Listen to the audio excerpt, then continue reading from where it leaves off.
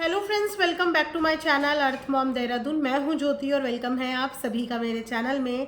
अगर आप चैनल में नए हैं तो चैनल को सब्सक्राइब करना, वीडियो पसंद आएगी तो लाइक भी करना एंड कमेंट सेक्शन में कमेंट करके ज़रूर बताना कि आप लोगों को मेरा रिएक्शन वीडियो कैसा लगा।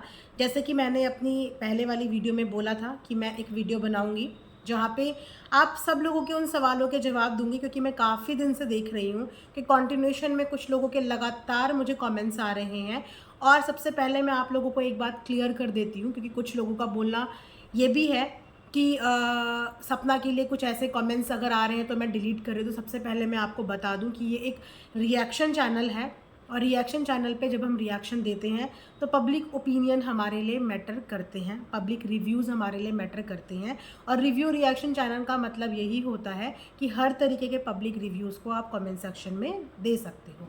और मैं ऐसे कोई भी कमेंट डिलीट नहीं करती हूँ अनटिल अनलेस कि वो कमेंट बिलो द बेल्ट ना हो, क्योंकि मेरे चैनल की ऑलरेडी रिस्पेक्टफुल सेटिंग ऑन है। तो अगर कोई भी ऐसा वर्ड, कोई भी ऐसा शब्द, कोई भी ऐसा स्टेटमेंट जो रिस्पेक्टफुल सेटिंग के दायरे में नहीं आता है वो ऑटोमेटिकली डिलीट हो जाता है।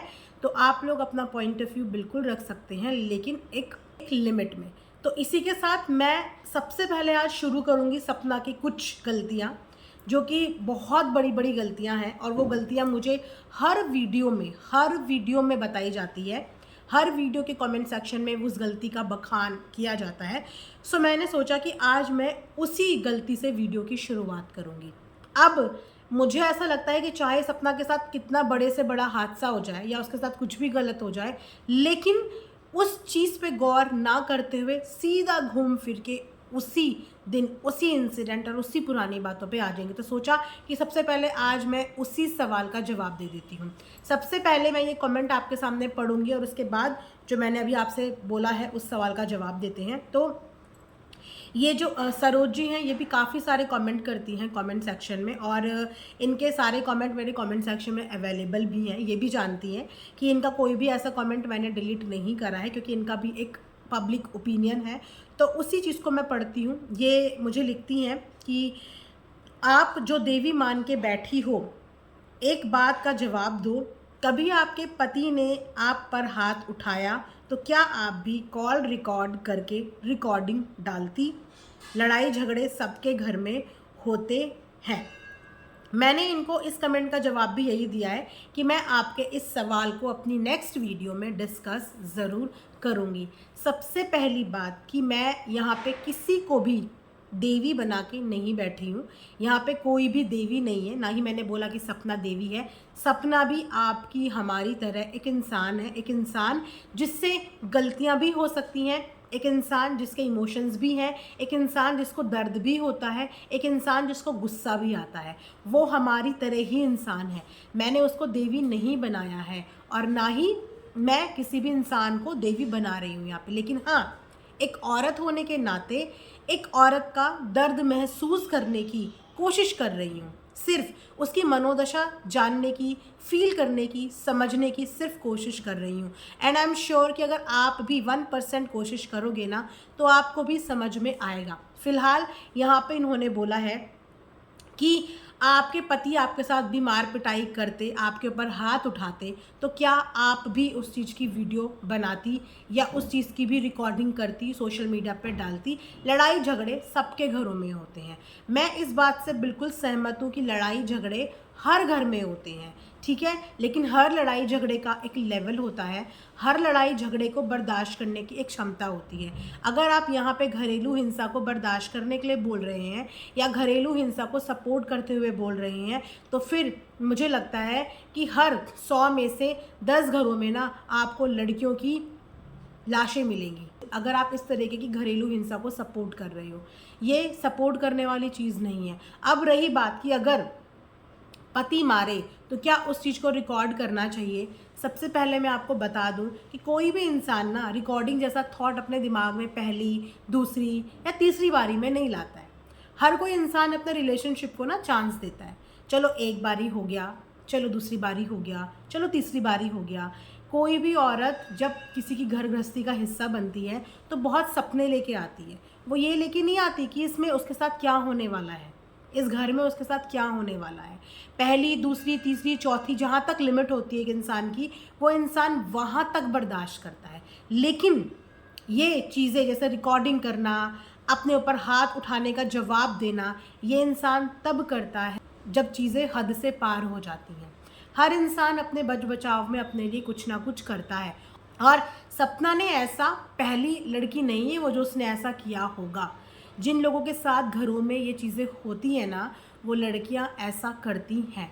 मेरी खुद की फ्रेंड, मैं आपको बता रही हूँ, मेरी खुद की फ्रेंड जिसकी शादी अपनी मर्ज़ी से हुई थी, शादी.com के थ्रू उसने एक रिश्ता ढूंढा था, जो कि एक बहुत वेल स्टैब्लिश फैमिली थी।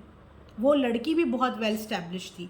जब चीज़ें उनकी लाइफ में आगे आगे बढ़ी और धीरे धीरे उनके घर में भी गृह कलेश चलते रहे, तो एज अ फ्रेंड वो शेयर करती थी, और एज अ फ्रेंड हम एडवाइस भी करते थे कि ठीक है थोड़ा बर्दाश्त। लेकिन जब चीज़ें लिमिट से पार हो गई, तो उसने भी उन चीज़ों की वीडियोज़, रिकॉर्डिंग, सब चीज़ें करी, जो कि वो फ्रेंड होने के नाते हमसे भी शेयर करती थी।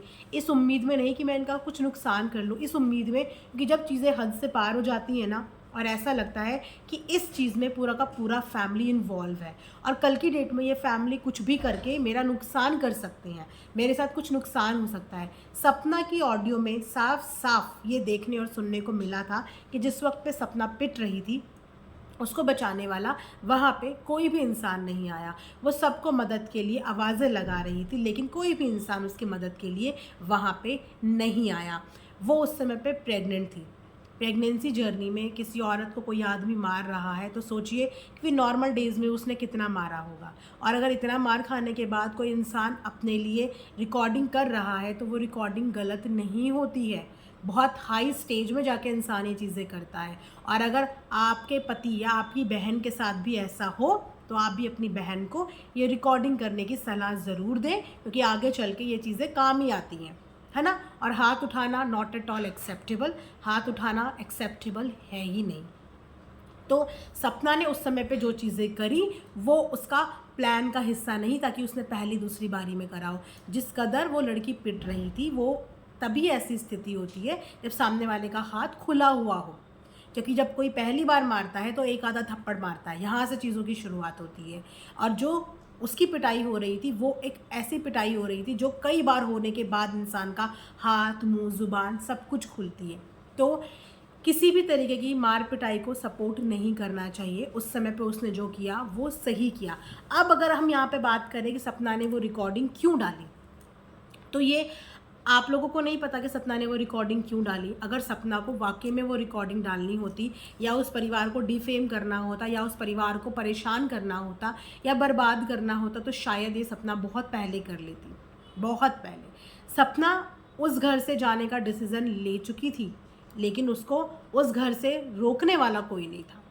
आपने बाकायदा फ़ोन पे सुना ना कि उसको चीज़ें दी जा रही थी इतने सॉफ्ट तरीके से, इतने सॉफ्ट तरीके से उसको चीज़ें दी जा रही थी, जैसे कि वो लोग इंतज़ार ही कर रहे थे कि सपना यहाँ से बाहर चली जाए। अगर आपके घर का कोई बच्चा घर से बाहर कदम निकालता है, तो क्या आप आसानी से उस बच्चे को घर से जाने देते हैं? अगर आपके घर का बेटा घर से बाहर जाने की ज़िद कर रहा है, तो क्या आप जाने देंगे? आप एक ना एक बार तो रोकेंगे। लेकिन सपना को वहाँ पर रोका नहीं गया था, बाकायदा उसको बोला जा रहा था कि अच्छा ये पेपर तेरा यहाँ है, ये पेपर तेरा यहाँ है, जैसे कि वो इंतज़ार ही कर रहे थे कि वो इस घर से चली जाए। अब यहाँ पे ऑडियो जो रिकॉर्डिंग उसने डाली, वो इसीलिए डाली कि जिस फैमिली को हम सब भगवान मान के बैठे हुए हैं, जिस फैमिली को पिछले 2-3 साल से हम लोग भगवान का दर्जा दे रहे हैं, जिस फैमिली की हम लोग मिसाल दे रहे हैं कि देखो कितने अच्छे लोग हैं, कि इन्होंने अपने बेटे की जाने के बाद अपनी बहू का घर बसाया, अपनी बहू की दूसरी शादी करी, उन लोगों की सच्चाई कि वो वहाँ से अगर निकल जाती तो हमेशा के लिए धब्बा और बदनामी सपना के सर पे पड़ जाती कि सपना उन्हें बुढ़ापे में छोड़ के चली गई। तो सपना क्यों नहीं बताएगी कि किन वजह से वो वहाँ पे गई? सपना वो हिस्सा क्यों नहीं बताएगी जिस हिस्से के बारे में हमें पता ही नहीं? और वो हिस्सा यही था कि शादी उन्होंने कराई, लेकिन शादी करने का जो डिसीज़न था वो राजवीर जी का भी था। राजवीर जी को लास्ट तक बोला जा रहा था कि सोच ले, समझ ले, सोच समझ के करना। इसका मतलब कि वो डिसीज़न कहीं ना कहीं राजवीर जी का था कि बच्चे घर में रह जाएंगे और बच्चों को पिता का प्यार भी मिल जाएगा। सिर्फ मात्र 6-7 महीने की उनकी छोटी बेटी थी। है ना। बहुत ज़्यादा एज भी सपना की नहीं थी। सपना को उस समय हेल्थ इश्यूज़ बहुत ज़्यादा हो रहे थे। देखो, लड़ाई झगड़ा अपने साथ होता है, लेकिन कोई भी इंसान मरने मारने तक की चीज़ नहीं सोचता। हर इंसान ये सोचता है कि चलो मैं आज पिट गया, इस उम्मीद में कि 4 दिन बाद मेरा घर ठीक हो जाएगा। एक शराबी की बीवी भी अपने पति से रोज़ इस बात की उम्मीद करती है कि आज मेरा पति शराब छोड़ देगा, आज ये ठीक हो जाएगा, आज ये ठीक हो जाएगा, और वो इस इंतज़ार में अपनी ज़िंदगी निकाल लेती है। लेकिन ना तो वो पति सुधरता है, ना उसके घर का माहौल सुधरता है, लेकिन वो फिर भी अपने पति को सुधारने की कोशिश करती है, अपना घर बचाने के लिए। तो वही सब चीज़ें उसकी ज़िंदगी में भी हुई। वो कोई भगवान नहीं है, वो भी आपकी और हमारी तरह एक इंसान है, जिस इंसान को गुस्सा भी आता है, जो गुस्से में रिएक्ट भी करता है, गुस्से में गलतियाँ भी कर सकता है। तो वो रिकॉर्डिंग डालने का मकसद सिर्फ यही था कि वो एक साइड दिखाना चाह रही थी कि ये भी एक साइड है। अगर आप लोगों को ऐसा लगता है कि सपना की ज़िंदगी बहुत सेट है और सपना की लाइफ बहुत अच्छी है, सपना को बहुत अच्छा ससुराल मिला है, तो हर कोई इंसान कैमरे में कुछ और दिखाता है, लेकिन रियलिटी उसकी ज़िंदगी की कुछ और होती है। सिर्फ उस रियलिटी को वो आप लोगों के आगे लेके आना चाहती थी कि मेरी ज़िंदगी बहुत खुशनुमा नहीं है, मेरी जो फैमिली दिखा रही हूँ मैं, वो पिक्चर परफेक्ट फैमिली नहीं है, उस फैमिली की एक डार्क साइड ये भी है, जो साइड आप लोगों को पता होनी चाहिए। तो वो साइड उसने अपनी उस वक्त पे दिखाई थी। अब यहाँ पे आई होप कि आप लोगों को ये बात मेरी कन्विंसिंग लगी हो और आप लोग इस बात को समझ पा रहे हो। अब यहाँ पे दूसरा सवाल बार बार ये उठाया जाता है कि सपना जैसा दिखाती है वो वैसा है नहीं। देखो, सपना ने उस समय भी लड़ाई के समय पे गाली दी थी, और देखो सपना ने अभी इस वाले लाइव में भी गाली दी है। उस समय ऑडियो रिकॉर्डिंग में अपने पति को भी गाली दे रही थी।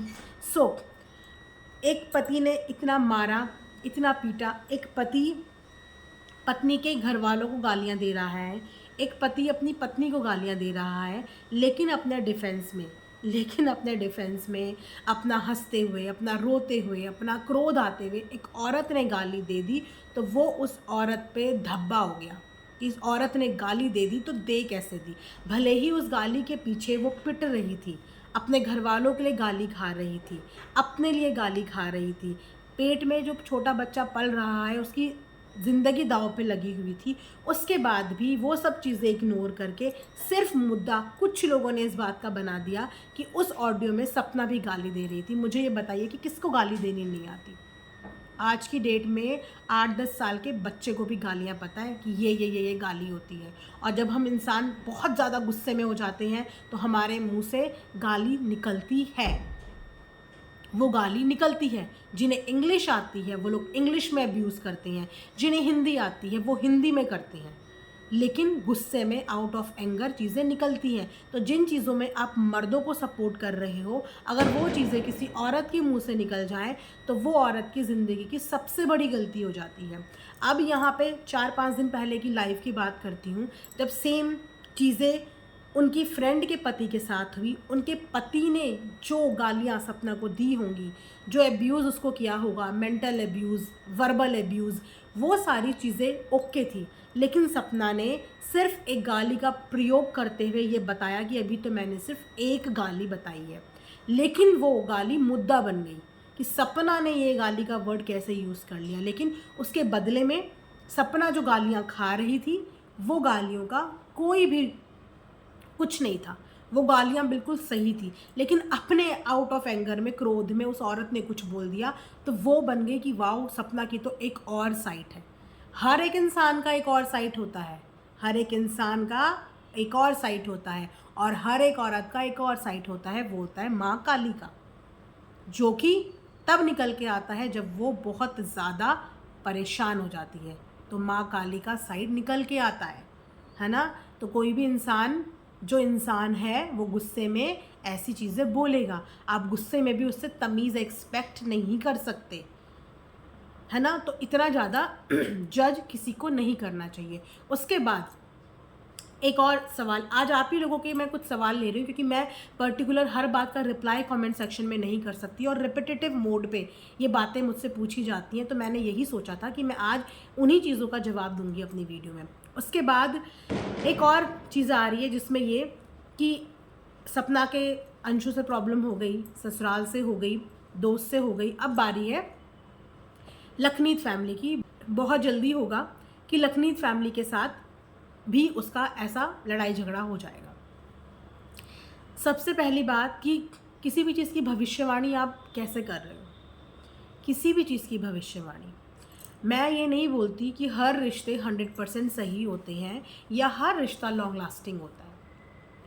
आज की डेट में समय के साथ साथ रिश्तों के अंदर बदलाव आते हैं, समय के साथ साथ चीज़ें ऊपर नीचे होती हैं, लेकिन हर इंसान एक जैसा नहीं होता। पहले तो मुझे इस चीज़ का कॉन्फिडेंस है कि सपना और लखनीत फैमिली के बीच में ऐसा कुछ भी नहीं होगा, और आप लोगों की बात मान भी ले कि 1% इन फ्यूचर ऐसा कुछ होता भी है, थोड़ा सा भी किसी के माइंड में एक दूसरे के लिए कुछ भी आता है, तो वो लोग इतने मैच्योर हैं कि सोशल मीडिया पे इस बात का तमाशा नहीं बनने देंगे। सोशल मीडिया पे ऐसा एग्जाम्पल वो नहीं सेट करेंगे। इनफैक्ट वो चुप होके एक साइड हो जाएंगे, क्योंकि आज तक लखनीत फैमिली किसी की भी कंट्रोवर्सी में नहीं पड़े हैं, किसी के भी फैमिली मैटर में वो नहीं घुसे हैं, किसी के भी झगड़ों के बीच में उन्होंने आके अपना ओपिनियन, अपना पॉइंट ऑफ व्यू नहीं शेयर किया है। वो कभी नहीं बोलते अनटिल अनलेस जब तक बात उन पर नहीं आती। वो कभी भी किसी भी कंट्रोवर्शियल मैटर के बीच में इन्वॉल्व नहीं होते हैं। तो ऐसा मुझे बिल्कुल नहीं लगता है कि इन फ्यूचर ऐसा कुछ भी होगा कि सपना का उनसे कोई भी प्रॉब्लम होगा, क्योंकि सपना इस चीज़ को बहुत अच्छे से जानती है कि सपना की वहाँ से हेल्प ही हुई है और सपना को वहाँ से मोटिवेशन ही मिला है, लाइफ में आगे ग्रो करने के टिप्स एंड ट्रिक्स ही मिले होंगे। लेकिन वहाँ की साइड से सपना को कभी भी उन्होंने मिसलीड करने की कोशिश नहीं करी होगी, उसकी फैमिली में घुस के इंटरफेयर करने की कोशिश नहीं करी होगी। उन्होंने जब जब जो सिखाया वो सपना को उसके व्लॉगिंग से रिलेटेड चीज़ें सिखाई जो उसको आगे बढ़ने में ग्रो करेंगी।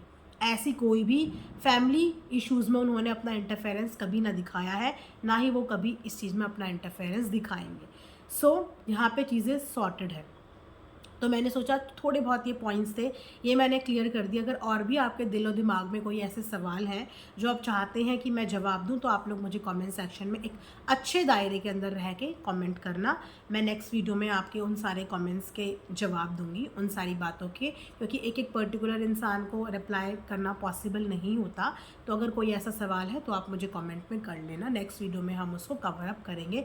फ़िलहाल मैं बस यही बोलूँगी कि ठीक है, आपको कोई इंसान गलत लग रहा है, मैं मानती हूँ 10% गलत लग रहा है, 20% लग रहा है, चलिए 90% लग रहा है, पर 10% सही भी तो लग रहा होगा। लेकिन कुछ लोग तो इतना हेट वाले कमेंट कर देते हैं, इतने ज़्यादा हेट वाले, कि उसको बिल्कुल विलनाइज कर देते हैं कि वो बिल्कुल विलन है, वो बिल्कुल विलन है। अरे उसकी लाइफ की ट्रेजेडीज़ भी एक बार याद कर लो, एक बार गौर तो करो, याद तो करो कि उसकी लाइफ में क्या क्या ट्रेजेडी हुई है।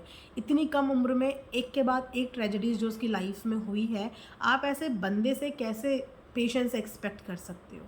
आप कैसे एक्सपेक्ट करते हो कि वो बिल्कुल कूल रहे और हर चीज़ बिल्कुल सिस्टमैटिक करे? नहीं होती है, होती ही नहीं है। और जब लाइफ में एक के बाद एक प्रॉब्लम आ रही है तो होती ही नहीं है। थोड़ा सा उसको भी वक्त दो। अगर आप किसी को 80% गलत बोल रहे हो तो कम से कम 10-20% की गुंजाइश रखो अपने दिमाग में कि 10-20% अच्छा भी तो देखो कि आज जो इसकी स्थिति हो रही है, जो चीज़ें इसकी हो रही है, ये क्यों हो रही है। और अगर वाकई में आपको वो गलत भी लग रही है तो एक अच्छे तरीके से उसको समझाओ।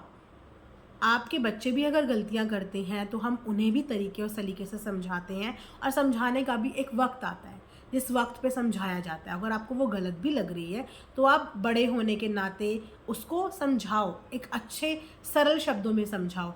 कभी कभी प्यार की भाषा इंसान बहुत ज़्यादा जल्दी समझता है। बाकायदा अगर आप किसी को हेट और नफ़रत देते हैं तो वो उसे समझ में नहीं आता, उसे लगता है कि दुनिया मेरी दुश्मन होगी। लेकिन वहीं पे अगर आपको किसी को समझाना भी है तो आप प्यार से समझाएंगे ना, तो वो शायद आपके प्यार से समझाने वाली चीज़ को ज़्यादा जल्दी समझ पाएगा। आई होप कि आप लोगों को मेरी ये बातें कन्विंसिंग लग रही हो। बाकी कमेंट सेक्शन में कमेंट करके ज़रूर बताना। मिलेंगे नेक्स्ट वीडियो में, तब तक अपना ध्यान रखिए। Thanks for watching earth Mom Dehradun.